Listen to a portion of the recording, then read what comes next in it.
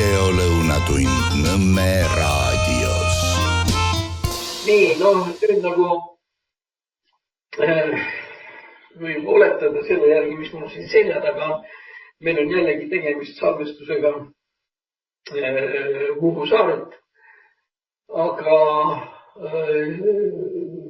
ma arvan, et selleks, et te veel rohkem hindaksite seda, mida me praegu teeme ja mida me räägime, ma saan öelda, et meil läks teine saateaeg läks sellele, et see Teams praegu nüüd üles sättida. Meil 100% kindlust ei ole, et see kõik nüüd toimib, aga kuna meil on siin ka spetsialistid kõrval olnud, et ehk nüüd ikkagi salvestab ja me saadame seda sõnumit teile läbi Teamsi. See on kogu aeg niimoodi, et kui sa hakkad seda Teamsi häälestama, siis kogu aeg on see hirm, et kui sa lähed tast välja ja hakkad häälestama, see ei ole kunagi kindel, kas sa uuesti tagasi saad.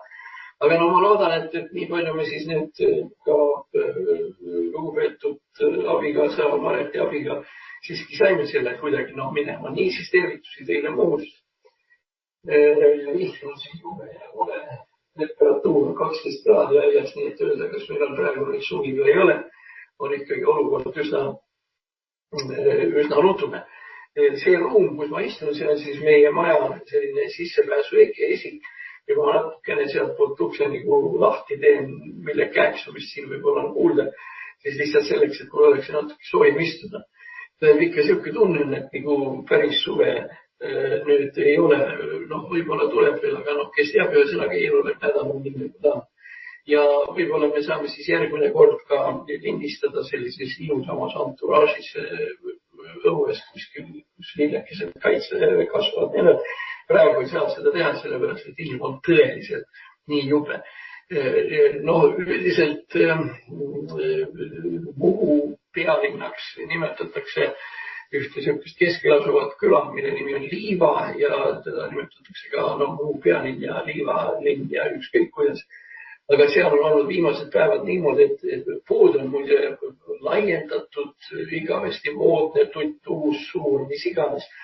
Aga ega ikka on siukest pulli olnud, et sa pead kuskil veerand tundi või 20 minutit kassa teel sabas seisma, sest nii palju rahvast on. Kusjuures töötavad korraga 4 kassat pluss need iseteenindusautomaadid ja nii edasi. Nii et sõnaga suvi on ikkagi olnud. Ütleme, eelmine nädalavahetus üks tähtis asi, mis oli Island Sound, mis on siuke popi ja rocki festival. See on Orissaares ja siis Orissaarest üle mere. See tümp kostub ikkagi siiapoole ka.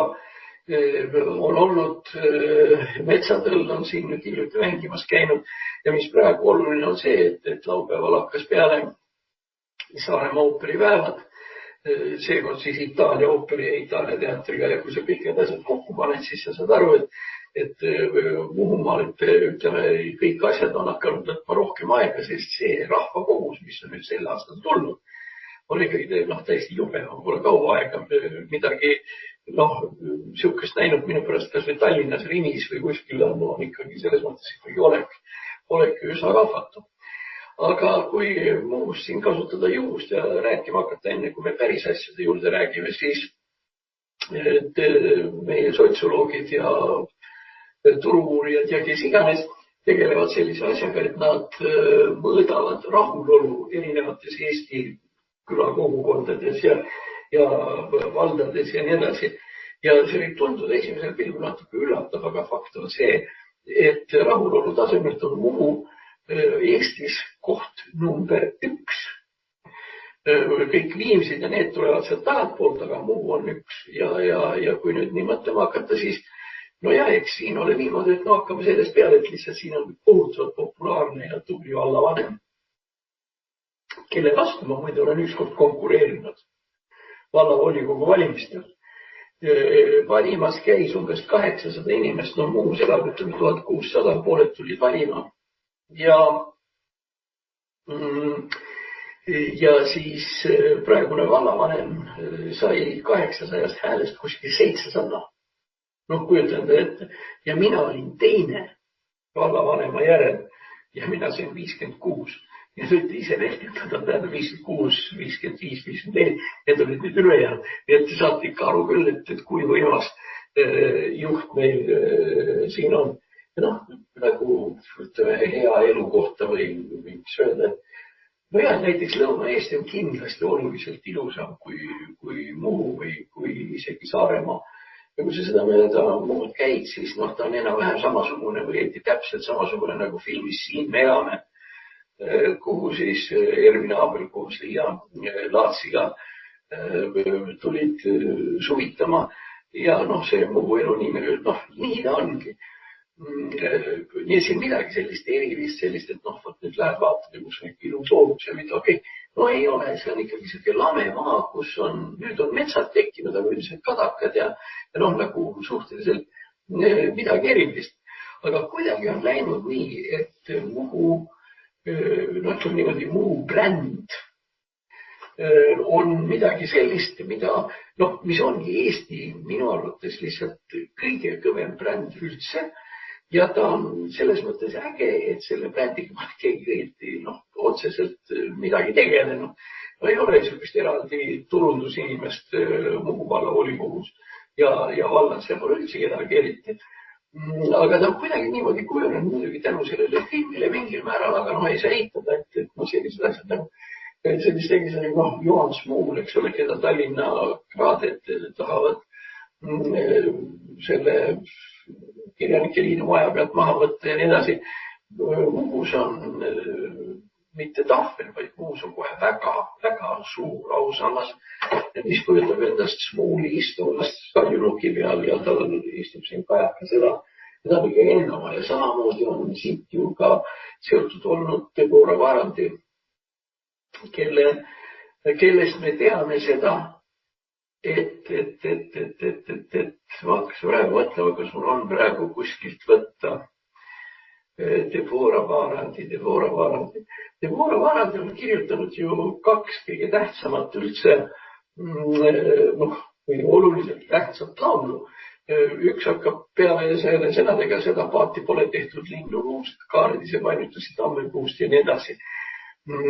See laul on muidugi jabur pealkiri, laul kihvt pealkiri on jabur kaluri kolhoosis, on selle asja nimi.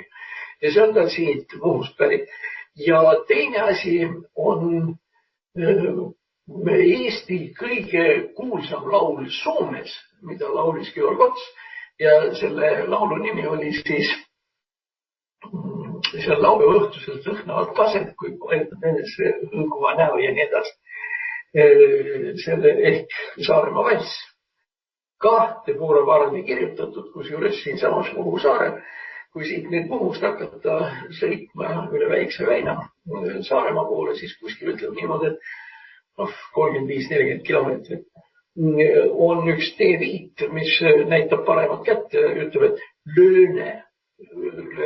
Ja see luuletus, mis Deborah Varandi kirjutas, oli talgud lööne soos.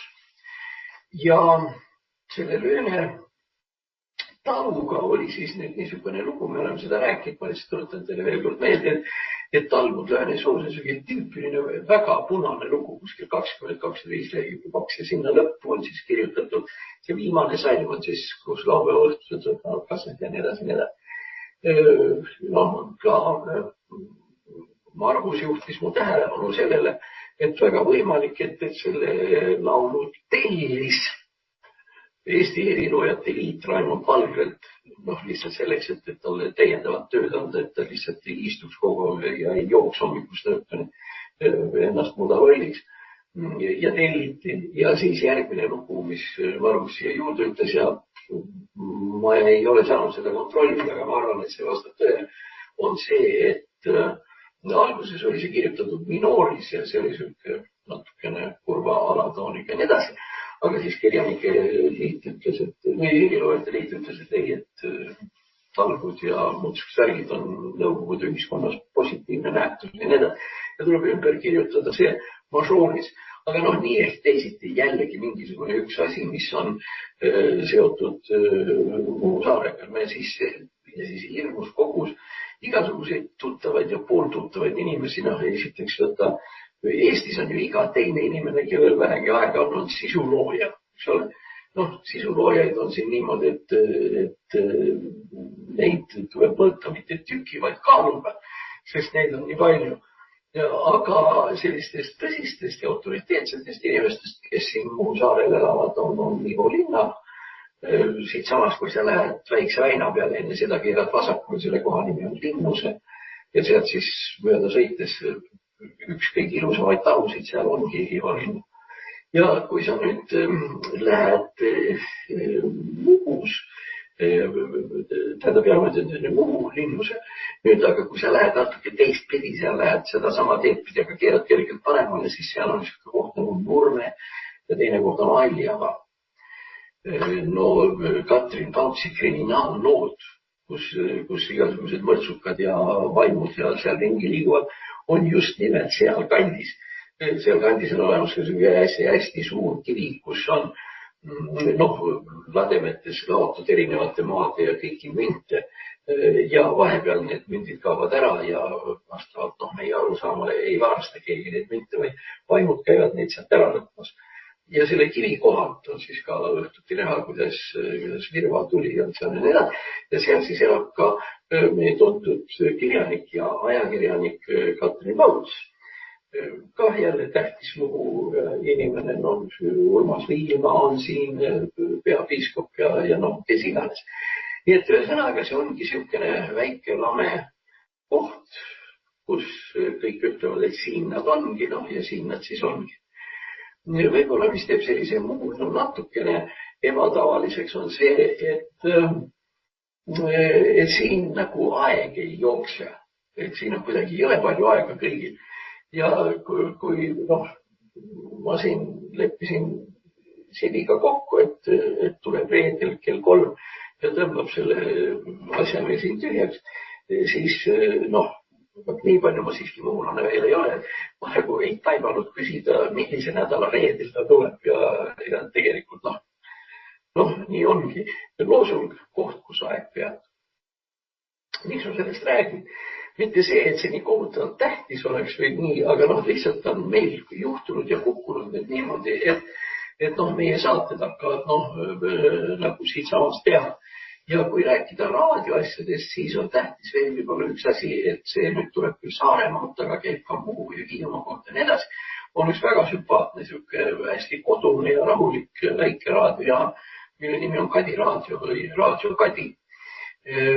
Ja see on siis, kus kõik kohalikud uudised tulevad ja käivad ja nii edasi. Nii et võt niisugused on need lood. Nagu ma ütlesin, rahvast palju, ma arvan, et täna enam võib-olla ei ole nii hullusti, aga muidugi üks väga tähtis üritus on siin Saaremaa ooperipäevad, mis 15-20 aastat tagasi oli rohkem nagu väikse sellise külapeo moodi või ütleme inimesed seal lava juures seal laulsid natukene ooperilauljad, kellel oli viitsimist suvel siia tulla ja ütleme, paarsada inimest panid oma taburetid ja tavalised pingid sinna ümber ja nii edasi. Tähendab, nüüd Saaremaa ooperipäevad on tegelikult nii nagu Rahvusringhääling Eesti Raadio ütleb, on tegelikult Eesti riigi kõige tähtsam ooperisündmus aastast üleüldse, mis võib täiesti vabalt siin olla. Eks ta muidugi natukene ole ka niisugune poosevärk, et ooperipäevadel käimine on mingil määral niisugune prestiiži küsimus ja inimesed peavad omavahel kuidagi seal suhtlema ja tõesti inimesed näevad, kes muidu ei kohtu, aga teavad üksteisest midagi ja nii edasi. Mina lähen nüüd varsti siit samast üle, see on siis Sõru-Triigi on selle maa nimi. Tähendab, ma lähen Triigi sadamast Saaremaal üles Sõru sadamast Hiiumaa. Mul on eelolev nädal ja veeti 1,5 nädalat, nii ütelda riit ehk natuke selline puhkuse ja või õieti niisuguse ekskursiooni moodi või komandeering või nimeta, kuidas seda tahab. Ma lähen sinna siis natukene teenima sel ajal, kui kohalikud tublid Muhu inimesed, Hiiu inimesed saavad kas või natukenegi puhata. Nii et Hiiumaa on siit veel üks niisugune nõksuk üles.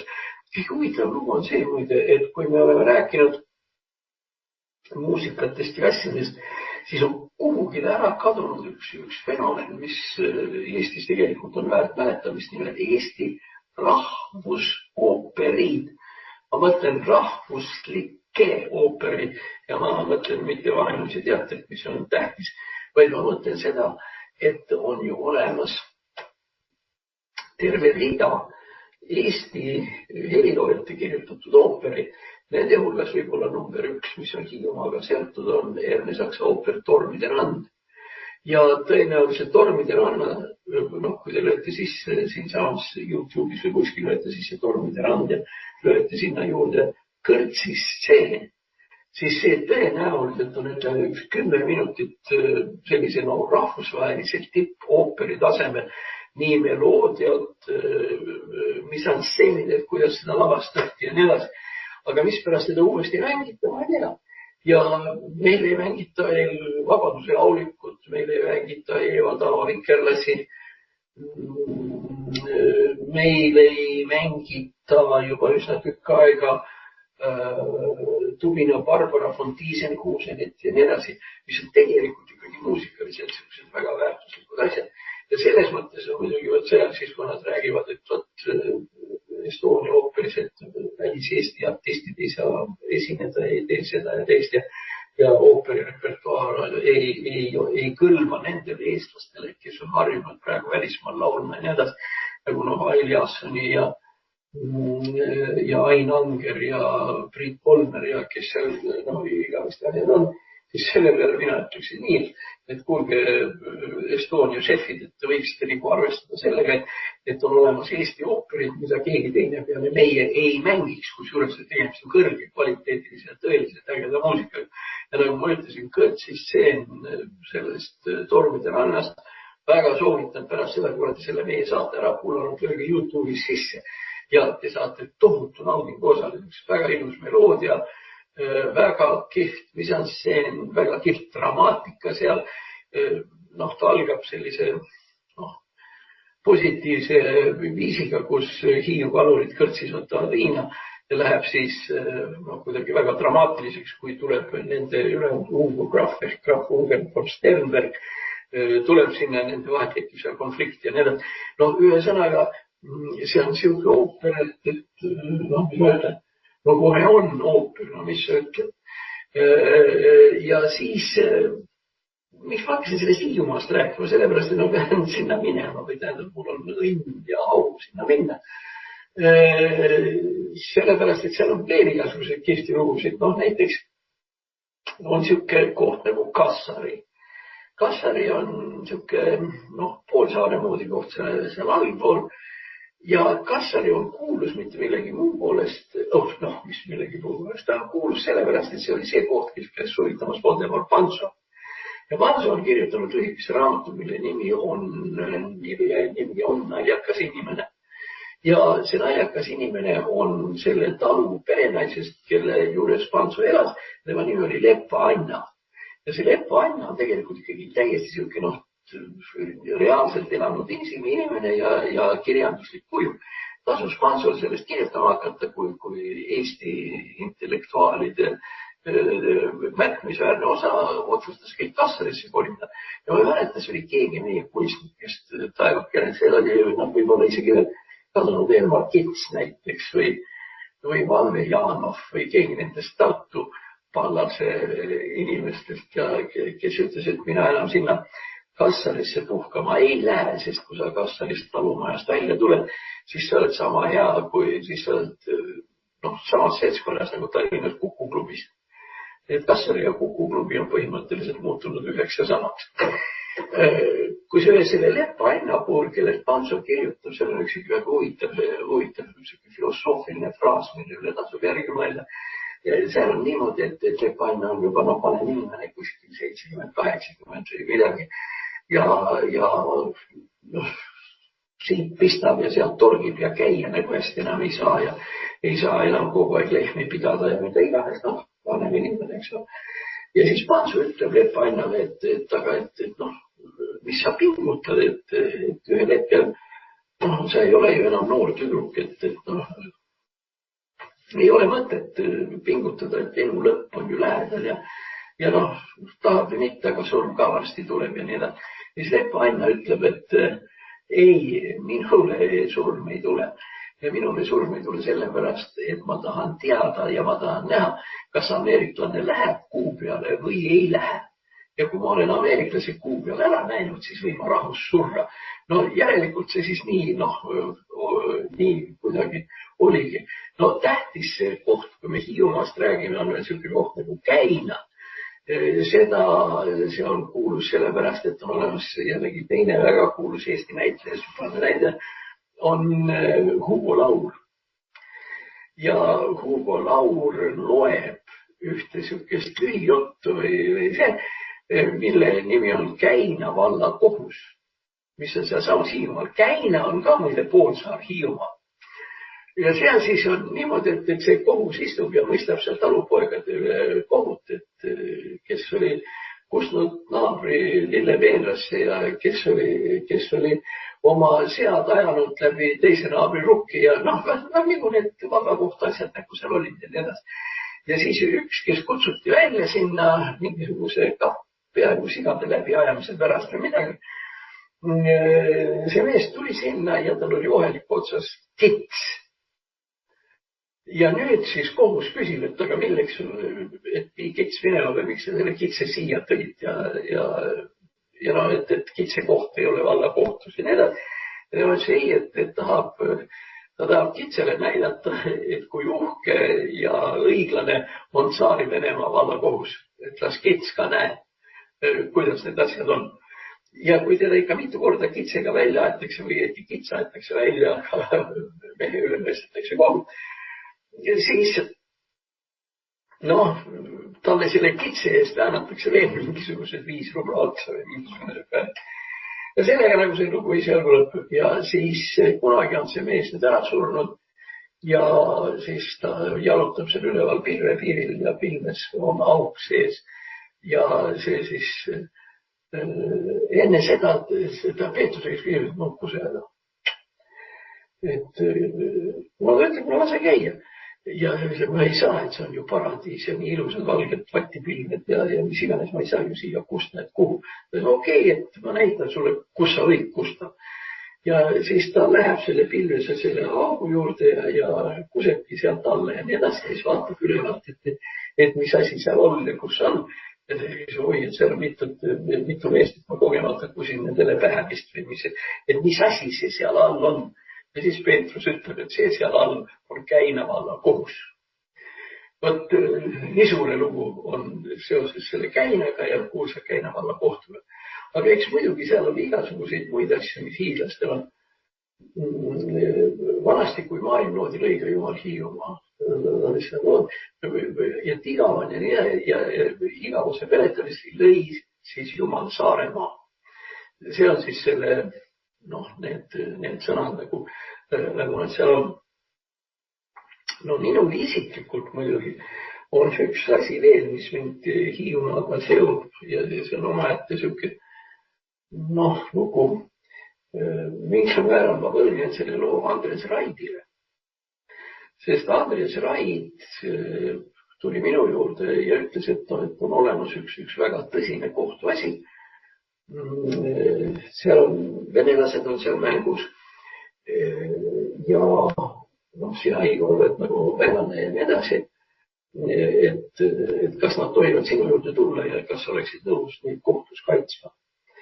Ja kuna see lugu tundus mulle tookord, et mitte midagi erilist, siis või mis erilist, muidugi oli kriminaalasi ja mis iganes.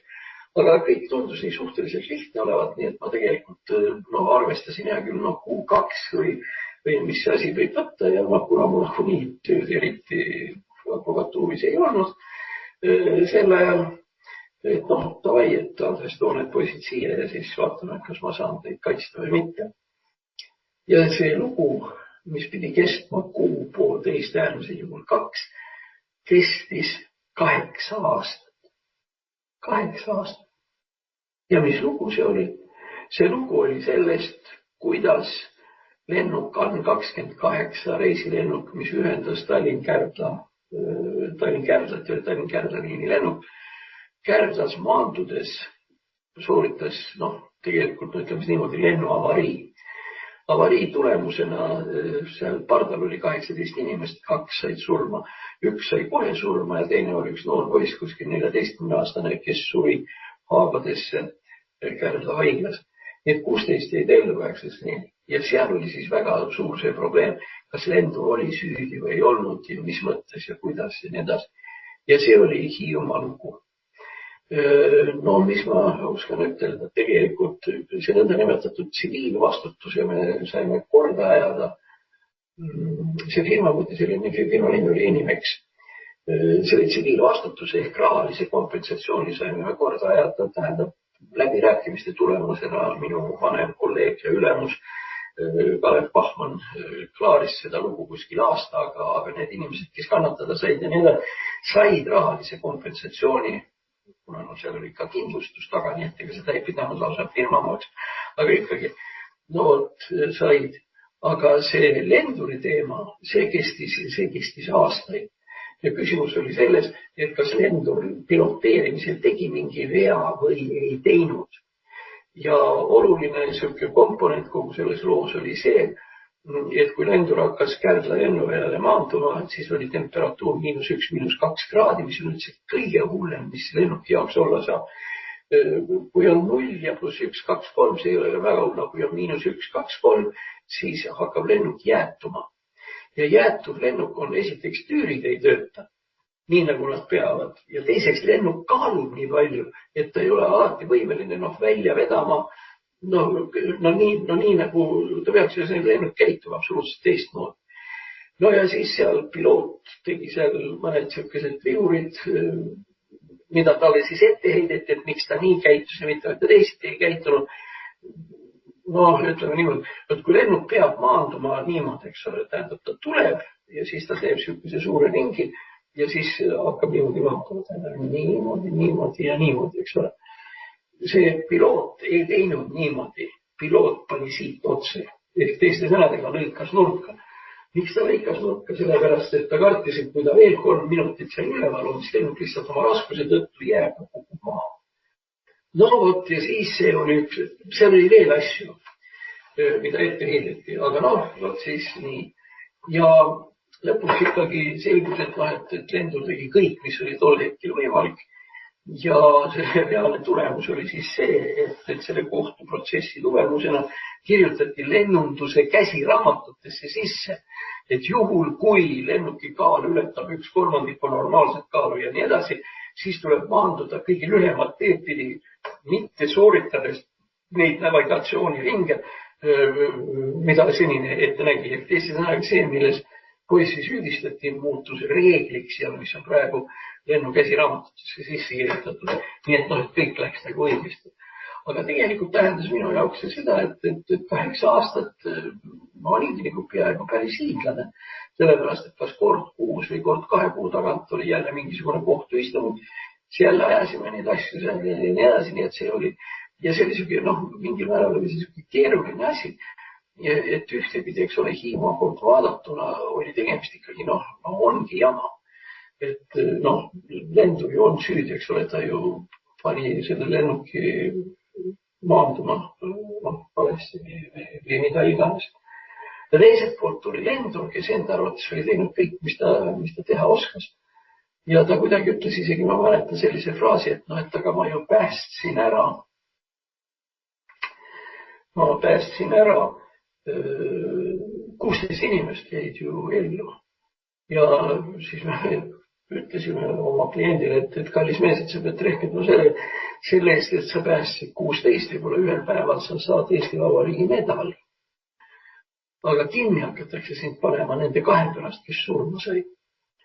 Oli, mis oli, nagu ma ütlesin, 8 aastat.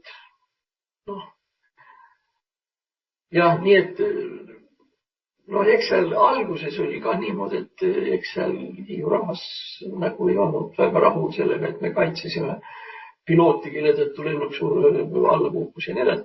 Nii et aga igal juhul pärast oli ikkagi sõpru palju ja tuttavaid ja nii, et eks ma nüüd olen natukene rohkem Hiiu inimene, kui ma olin kunagi ammu enne seda, sest väga suur tükk minu elust ja väga suur tükk minu advokaaditööst on otseselt Hiiumaaga seotud. Muide, kuna meie kuulajate hulgas peaks ka olema inimesi, kes lennukiga lennavad, siis seal oli üks daam, norralanna, kellel oli Hiiumaal oma ettevõtte või vabrik. Ainukene inimene selles lennukis, kui see lennuk ikka hirmsa litakaga maha tuli, kellel ei olnud üldse mitte midagi viga. Tähendab, õieti tal tuli eest ära üks hammas, mis enne juba logises. Aga kõigil teistel, kellel oli muhk vastu lage läinud, kellel oli siis küünarnukk vastu seina, kõigil oli midagi ja 2 inimest said surma, aga oli üks, kellel ei olnud viga mitte midagi. Ja ma lihtsalt kasutan juhust, et teeme siis natukene sotsiaalreklaami või kuidas te tahate. Sellepärast, et ta oli ainukene, kes käitus nii, nagu reisija peab käituma selles olukorras, ehk nii, nagu reisija seda asja ette näeb. Ja ma võin öelda, et niisiis, kui kellelgi peaks mingisugused probleemid tekkima, mis vaadata, seda läksin niimoodi. Ja niimoodi, sa pead ette muga, nii ma hoian eesistmist nii. Nii, et kui stjuardess ütleb, et tehke nii, siis nii tehtigi. Hiiumaa lennukatastroof garanteerib teile faktilise teadmise, et nii ei juhtu inimesega mitte midagi. Enamikul juhtuda. No, need on siis need Hiiumaa lood. No, mis veel? Ma arvan, et praegu nagu esialgu aitab, me võiks ju rääkida mingitest muudest asjadest ka. Aga kõik saame nüüd aru, et elu on ikkagi kehvaks keelanud, sellepärast, et meil on nüüd käimas nädal, kus ei ole enam jalgpalli meistrivõistlusi. Ma olen aru saanud, et isegi need inimesed, kes jalgpalli vastu absoluutselt huvi ei tunne, sealhulgas ka muusikud, näitlejad, igasugused kooliõpetajad, kes üldiselt on jalgpalli suhtes nagu üsna jahedad. Isegi nemad ütlevad nüüd, et midagi nagu oleks elust puudu. Nii et selles mõttes see Saaremaa ooperipäevad kompenseerib selle, et jalgpalli MM enam ei ole.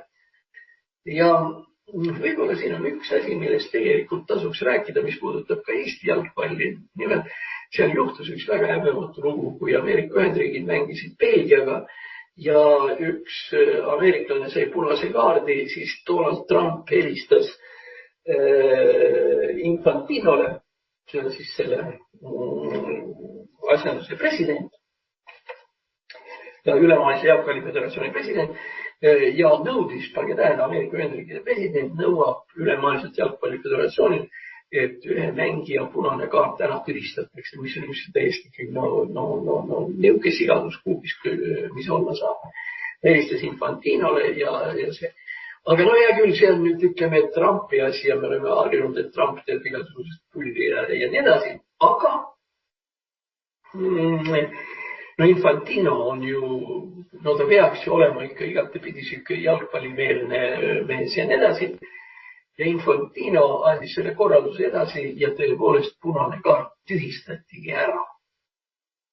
USA president, Rahvusvahelise jalgpalliföderatsiooni president tühistab platsi kohtuniku poolt antud punase kaardi. Sellise ting. Mida sellest mängust siis arvata? Ja nüüd tuleb, nagu ma ütlesin, meie jaoks kõige hullem moment. See võis olla teisipäeval, ma arvan, või esmaspäeval. Kui meie jalgpalli ülemus Aivar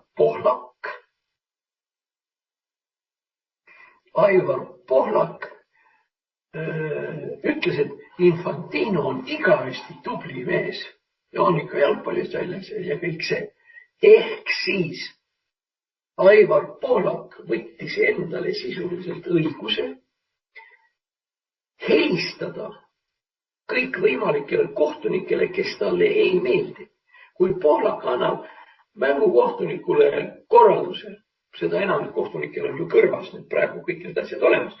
Ja kui kohtunik näiteks ütleb, Eesti meistrivõistlustel ütleb, et vot siit tuleb nüüd 11 meetri karistuslöök, siis poolak arvab, et tal on õigus sinna kõrvaklappi öelda, ei olnud viga, 11 meetrit ei tule. Ja sellega muudetakse mängu tulemus ära. Tähendab, et Aivar Pohlak on tekitanud tegelikult meil sellise situatsiooni, kus need inimesed, kes tõeliselt jalgpalli armastavad, ei saa seda enam selles mõttes väga tõsiselt võtta. Ma kordan seda oma mõttekäiku, see on tähtis. Ameerika vutimees sai punase kaardi, eks ole, peab ära minna. Trump võtab telefoni ja helistab ülemaailmse jalgpalliföderatsiooni presidendile Infantinole. Infantino võtab toru ja helistab kohtunikule, selle mängu kohtunikule, et punane kaart ei kehti. Järelikult see mees võib palju väljakule tulla, mis oleks muidu keelatud. Nüüd siis tekib küsimus, kes määrab ja kes otsustab mängu tulemuse, kas Trump või mängijad ja kohtunikud või siis meie puhul, kas mängijad või Aivar Pohlak, kes ütleb, et vot nii nagu Infantino käitus, see ongi tore, et las ta siis olla ja nii edasi ja nii edasi. No mis mõte kõigil sellele? Ma võin tsiteerida, et nüüd ma pean minema sinna kabinetti piiblit tooma, aga ma ei tsiteeri seda väga täpselt. Seal on öeldud niimoodi, me räägime praegu Vanast Testamendist, seal on öeldud niimoodi, et võistlejad, kõige parem võistleja pärib võidu pärja. Aga ainult sel juhul, kui ta on võistelnud vastavalt reeglitele. Ehk teiste sõnadega Vana Testament juba ütleb, et igasugune spordi tegemine reeglite rikkumisega ei ole õige. Muide sellega seoses on üldse, see on omaette teema, ma lihtsalt praegu ei pole aega seda vaadata, aga tegelikult teema sport ja piibel on üldiselt üsna oluline. Sest igasugustest piibli väljenditest, ma olen lõpetanud oma elujooksu ja siis see võitja pärib võidu pärja, kui see on aus mäng ja igaüks, kes teeb elujooksu, peab pingutama nii palju, kui ta saab. Igasuguse sporditeemalisi asju on piiblis palju. Ja pärast seda Infantino lugu ja nii edasi, siis ma mäletan, et keegi YouTube'is mingisugused, ma arvan, et see oli keegi ameeriklane, kellele Trump närvidele käib, ütles, et tegelikult teema sport ja piibel, et see väärib omaette artiklit või lugemist ja nii edasi. Mul tuleb peast meelde praegu 3-4 kohta, aga neid on tegelikult ikkagi kõige rohkem. Mis on muidugi seda huvitavam, et kui mõelda selle peale, et piibel on kirjutatud kuskil 5000 aastat tagasi, tähendab Vana Testament ja need, et siis üldiselt spordireeglitest tõsiselt kinni peeti ja see värk seal niimoodi käis. Nüüd, mis ma alguses ära unustasin, aga ma ütlen selle nüüd ja pärast ma ütlen lõpus, et meie saame seda raadiot ja seda jutupuumist ja nii edasi teha ainult teie abiga. Et tegelikult, et kui meid ei toetata või meie seda Nõmme raadiot ei toetata, siis Nõmme raadio lihtsalt ühel hetkel kaob ära. Ma ütlesin, et tegelikult ju enamus meist, ma ei tea teiste kohta, aga mina kindlasti ja ma arvan, et teised ei tea, me ju ei tee seda tööd raha pärast.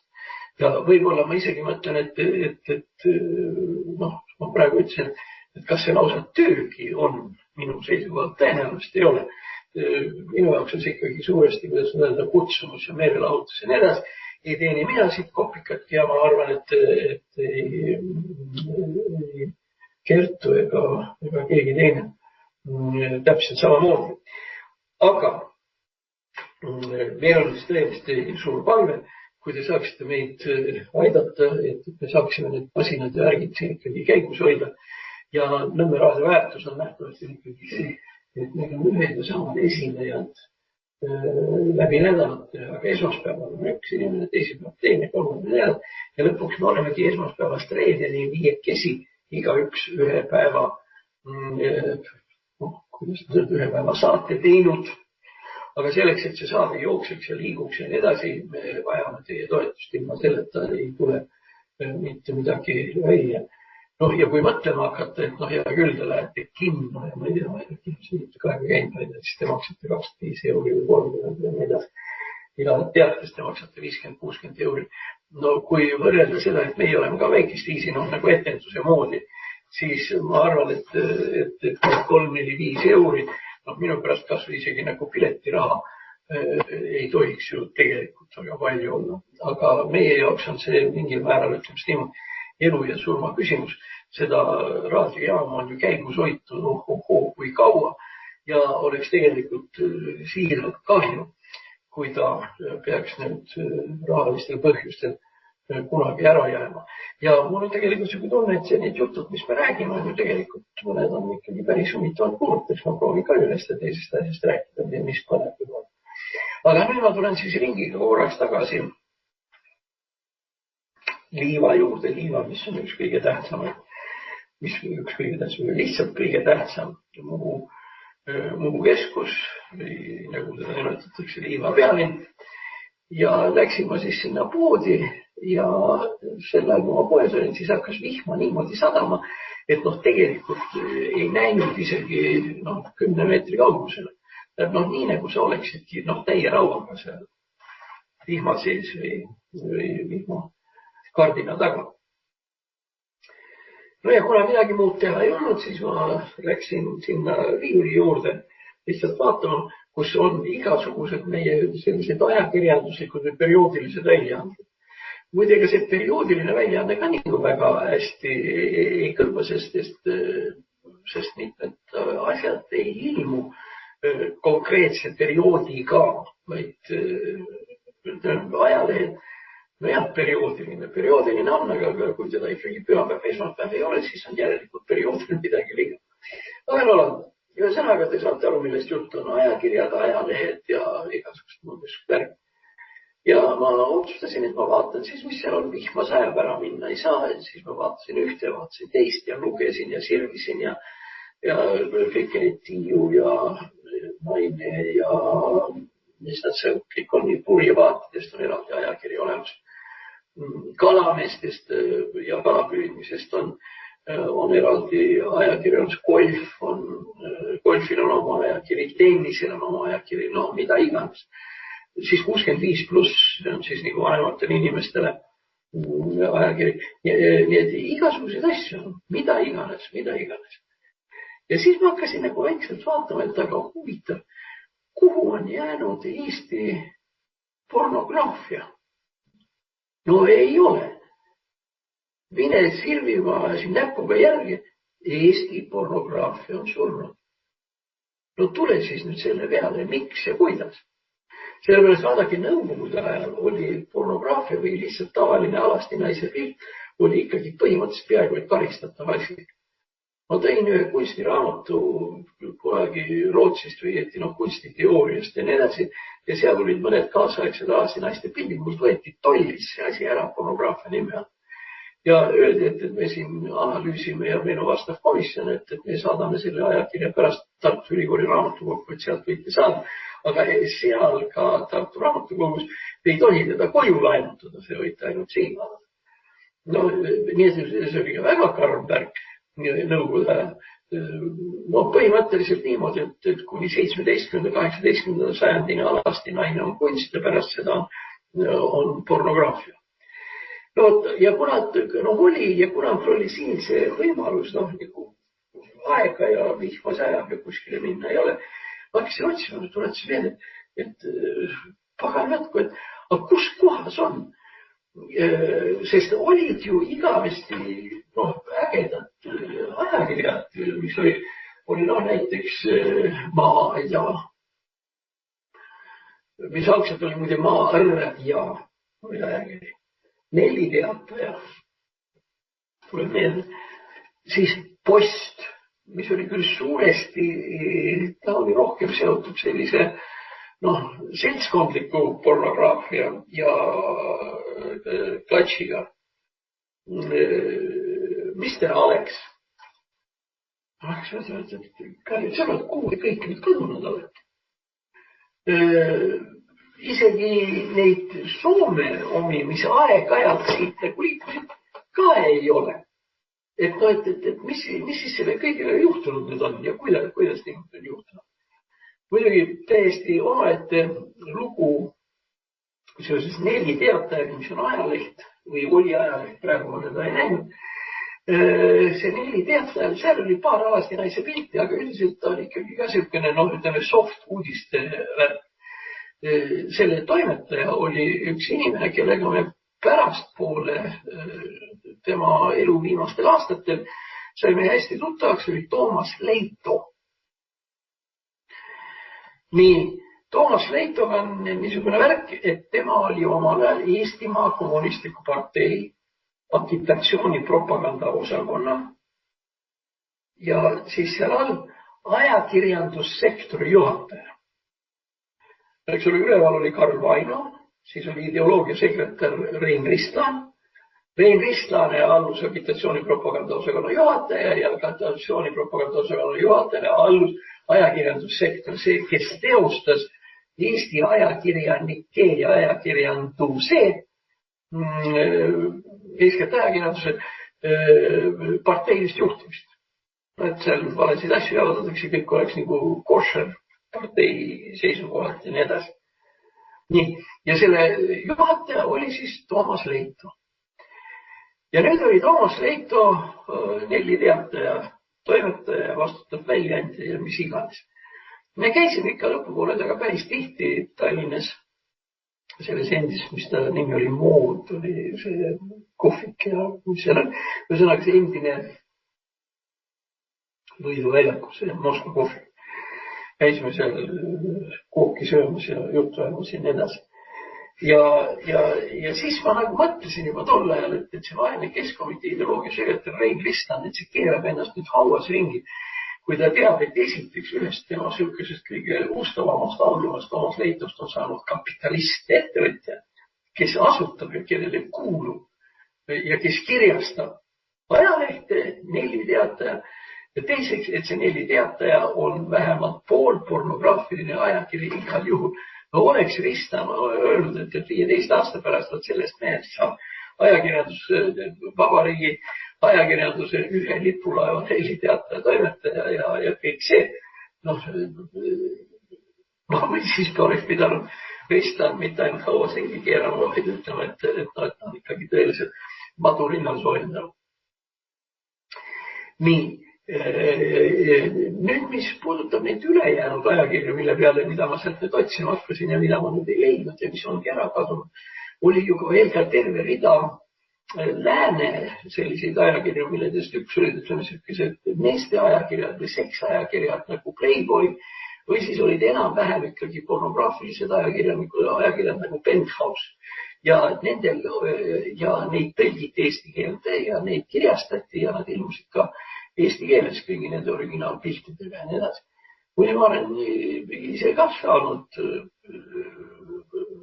Playboy ajakirja sinna peaaegu et kannele või midagi, aga see Playboy ei olnud puhtalt pornograafia, ta oli ikkagi siuke meeste ajakiri, kus seal räägiti ka autodest ja kliimast ja mida iganes. Muide, kliima soojenemise teema esimesena imelikkus üle ei ole. Tõstis üles ajakirjanduses just nimelt Playboy ja mitte keegi teine. Playboys oli siis ka igasuguseid tulevikustsenaariumitele pühendatud artikleid ja mida iganes. Nii, aga igal juhul ühesõnaga Playboyd meil ka ei ole, Penthouse meil ka ei ole, meil tegelikult ei olegi mitte midagi. Meil on olemas siis metsakasvatuse kohta ajakiri ja meil on aiapidamise kohta ajakiri ja mida iganes, aga mida ei ole, see on see, mis järelduse ma sellest teen. Järeldus on tegelikult väga lihtne ja kõlab see siis umbes nii, et keelatud vili on magus. Mitte mingisugust muud põhjust selleks, et neid ajakirju seal vahtida ja otsida ja nii edasi. Mitte mingit muud põhjust ei olnud peale selle, et see oli keelatud. Teine samasugune asi keelatud filmimagus oli, ma ei tea miks, aga partei organid üks hetk ajasid ilmsasti taga sellist asja nagu närimiskummi. Et närimiskummi on siuke Ameerika värk ja siuke prosta ja mis iganes, nii et nii ongi. Nii et palju teie nätsutate, kui nüüd Toomas Hendrik Ilves maha arvata, ega rohkem keegi nii väga ei nätsutagi. Millest me teeme jälle nõukogude korra ajal oli keelatud seks või tähendab pornograafia mingil määral nii edasi, olid keelatud närimiskummid. Niipea, kui need ilmusid vabasse müüki ja olid kõigile kättesaadavad, läks aega maks 1 aasta, kui igasugune avalikkuse huvi selle vastu ära kadus. Maajat ajakirja ei ole sellepärast, et ajakiri 65+ on populaarsem. Penthouse'i ei ole sellepärast vaja, et kalameeste ajakirjad on olulisemad. Ehk teiste sõnadega, põhjus ei ole mitte, ütleme, selle inimeste moraali muutumises või teisenemises või et meie ise oleme kuidagi nagu puritaanlikumad. Asi pole selles. Asi pole selles, et ei huvita. Ja juhul, kui ei huvita, siis järelikult puudub ka võimalus seda teemat kuidagi turustada. Võib-olla üks asi, mida ma hakkasin muide kodus pärast vaatama digiraamatukogus, on üks pull ajaleht ja pull ajakiri, mis on ära kadunud, mille nimi oli Post. Teda hirmsasti kardeti omal ajal ja ta oli siukene. Ta oligi muidugi kõige puhtama kujulisemalt oli maias.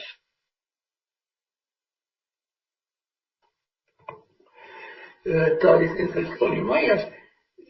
Ühesõnaga, seal olid ka sellised uudised, mille tõeväärtus võis läheneda nullile. Ja seal oli ka siukese pornograafiline element mingil määral olemas. Mitte seksuaalne, vaid just need pornograafiline element seal olemas. Aga samas oli ta, ütleme, uudiste poolest, ta oli kollane uudisteleht valgel paberil. Aga need uudised olid kuidagi nii ja naa. Nad ei pruukinud alati tõele vastata, nad olid mingi jama ja nii edasi. No, klassikaline Posti teema võiks olla näiteks Severina Jakubauskase ja Birgitte Susanne Hundi lugu. See oli selline tüüpiline ajalehe Posti teema. Kusjuures see oli selline Posti teema, mis ikkagi kõik siukesed kahtlased, sest nad kohtasid isegi kroonika, eks ole, see on ju viisakas ja solidne ajakiri põhimõtteliselt. No oleks see siis Postis seal olnud. Miks mulle see Post praegu just selle saate ajal mulle korra praegu meeldib turgatas, üks põhjus oli selles, et sealt töötasid ka väga head ajakirjanikud. Kõige vaata, ma ei saa aru, kas neil ei olnud tol korral tööd Eestis leida või mis seal juhtus. Sest mina olin sel ajal Ameerikas ja ma ei tea kõiki neid taustu ja tagamaid, aga üks oli siis endine Noortehele peatoimetaja ja pärast mitmete Eesti Raadio noortesaadete peatoimetaja, mis iganes, väga kõva ajakirjanik Toivo Aare, kes töötas Postis. Ja teine, kes töötas, oli Jaak Olep. Jaak Olepist tasub selles mõttes rääkida, et ta oli kunstiajaloolane, kes töötas Tollis.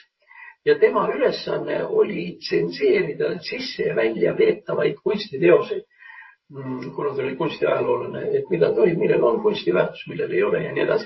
Aga tema oli kunstirubriigi juhtajakirjas Post. Nii et kui kellelgi peaks uuesti kellelegi ette tulema, siis ütleme, Post oli kõige positiivsem pornograafiline ajakiri, mida ma tean ja mis oli samal ajal ka reaalne ajakirjanduslike uudiste väärtusega. Kui me ajakirjandusest rääkima hakkasime, nüüd väga palju aega, mis enam jäänud ei ole, on see, et kas te olete suvel märganud praegu, et meil on ajakirjandusega mingi, kuidas ma nüüd ütlen, selline torm ja mitte tingimata veeklaasis. tähendab, kus ikkagi näiteks Postimehe peatoimetaja läheb ära, uudiste toimetaja Eesti Raadiost läheb ära ka Postimehesse ja toimub siuke hästi siuke, paneme siia lisaks veel need juhtumid, kus lihtsalt on ajakirjanikud, keda on vallandatud või töölt vabastatud ja nii edasi. Et see on kindlasti väga oluline tähele panna, et meie, kes me oleme ajalehtede ja nende me peame teadma, et praegu nende ajalehtede klantspiltide taga toimub mingisugune asi. Kusjuures ma ei tea, mis asi see on. Väga meeldiv ja väga tore on see, et tänu sellele tulevad tagasi ka mitmed tõesti tippajakirjanikud, millest enam kõrgemad pole kuskilt võttagi. Näiteks Rein Lang, eks ole, kes on nüüd mitmetes saadetes tegi Harri Tiido omast ajast. Vähe küll, aga ikkagi Hans Hašluik, eks ole, kes ei ole mitte ainult lehtede omanik, vaid ka ajakirjanik ja teatrikriitik ja nii edasi. Et nende osa hakkab kasvama. Ehk teiste sõnadega ühesõnaga tuleb välja see, et see, mida meil loetakse nagu tavaliseks keskmiseks ajakirjanduseks, et see nagu ei ole nii kohutavalt tähtis enam. Tähendab, et siit ütleme ühe tavalise, ma ei kujuta ette seal Delfi või mingisuguse tavalise mingisuguse Postimehe ajakirjaniku või see. Nende vahetamine on nagu suhteliselt lihtne. Osad lähevad ühest kohast teised loomuvad ajakirjandusest üldse ja nii edasi.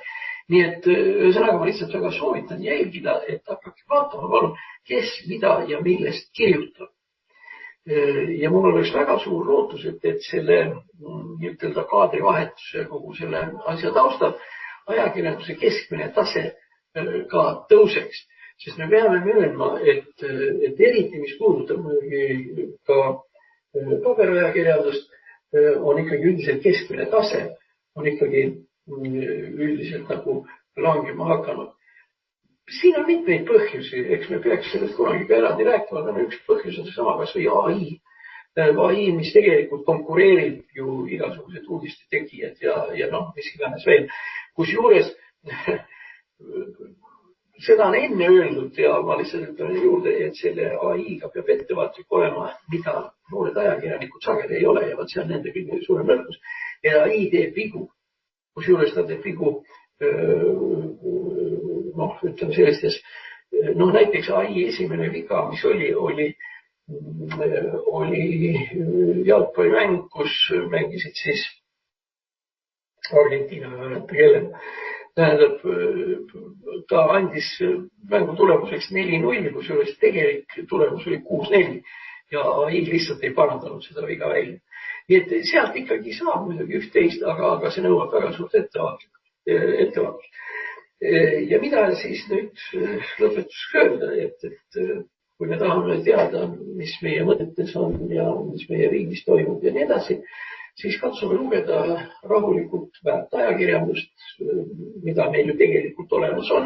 Aga pidagem alati silmas, et iga ajakirjaniku taga on alati toimetaja või mitmed toimetajad ja ütleme sellised poliitilised suundumused ja nii edasi on tegelikult ju ka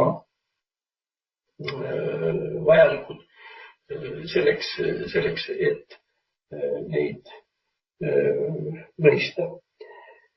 Ja sellega me võib-olla võiksimegi hakata täna nüüd lõpetama. Saame jällegi siis nädala pärast kokku ja kui kõik asjad lähevad nii, nagu nad minema peavad, siis me saame jällegi kokku Teamsis ja ma luban, et ma järgmiseks korraks panen siia kas mingisuguse, ma olen siin isegi lillikene olemas. Ma olen siukse lille kuskile või üks asi, mida ma oleks tahtnud täna näidata, aga kuna meil ajaga juba läks nii kehvasti kätte, et ma ei saanud ära tulla. Mul on siin vanas majas, mul on ehtne petrooleumlamp, paneks selle põlema ja nii edasi. Aga seniks siis head suve jätku. Loodame, et see vihm ja pahandused nagu ei kesta igavesti. Ega muud ei tahagi, kui ta juba 18, 19, 20 oleks ja vihma ei sajaks. See mind nagu enam-vähem rahuldaks, sest siin all nende nimetatud lõunarannas sealt on võimalik paati üürida ja sõikad mootori käima ja siis võid lahele sõita ja nii edasi. Need on alati selles mõttes huvitav, et sa ei tea kunagi, millal sul mootor seisma jääb. Väga, väga tore on, kui sa oled 3-4 kilomeetrit kaldast eemal ja mootor ei käi ja moobla jäi maha ja siis, kui sa pead hakkama selle aeruga vihkama, et keegi toob su sealt ära. Aga miks mitte. Nii et selline see suvekene meil on.